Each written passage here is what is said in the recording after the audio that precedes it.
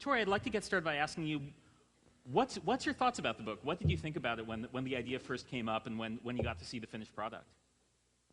Well, I've known Rance since 1986. Wow. So when he said to me, I have this idea, my first thought was, for this to become what I hoped it would become, which it is, then we would have to make sure that the corporate side did not with it too much. So that meant that we get to do my favorite thing, which is I get to play S&M artist with corporate. And I love to do that. She does, yes. A little bit. Excellent. And so, and what do you think when you finally got to hold the finished product in your hand? I almost felt the same way that I did when I held my daughter. And I know that sounds crazy, but I've known Rance again since, well, a long, long time, and he introduced me to comics. Little Earthquakes would not be what it was without his influence. He's like my baby brother. And so to see him go from a comic artist that was struggling, that was ready to jump off a cliff from a right-wing Christian area, to this marvelous, magical creator, it made me, I cried. I'm so proud of him.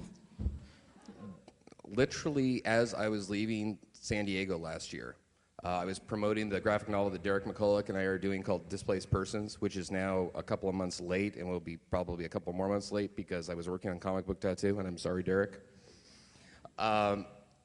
As I was leaving the image booth, I stopped Joe Keating and I said, hey, you know that Belle and Sebastian book you did? You know, would you hypothetically be interested in maybe a Tori Amos one? And I didn't even get the sentence finished, and Joe was like, yes, done, let's go. And I was like, I have to talk to her about it. It's like, fine, whatever she wants to do, anything she wants to do. And I'm like going, okay, this could be good. So I talked with Tori and her managers for a while, and we pondered and we thought, and it was really critical to us, like Tori said, that we didn't do the kind of corporate expected, this is a comic, you know? This is a music comic. This is what you expect.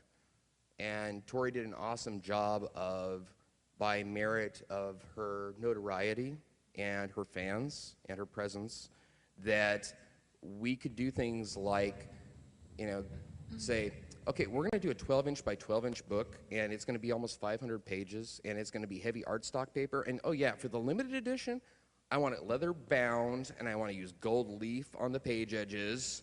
I want to use vellum tip ends, and I want to have bleed through so you see the logo. And there were a couple of times that Image said, are you sure you want to do that? That's not exactly cheap. And I said, yeah, because if we're going to do this, and this was an edict that I gave to all of the creators on the book too. It's like, do not hamper yourself. You know, don't close yourself in on this. You know, you have a starting point of 2 rules. Do not strictly interpret the song. Use the song as a jumping off point from an emotional and thematic stance and what it touches in you to tell the story you want to tell, and it has to be an odd number of pages for the layout.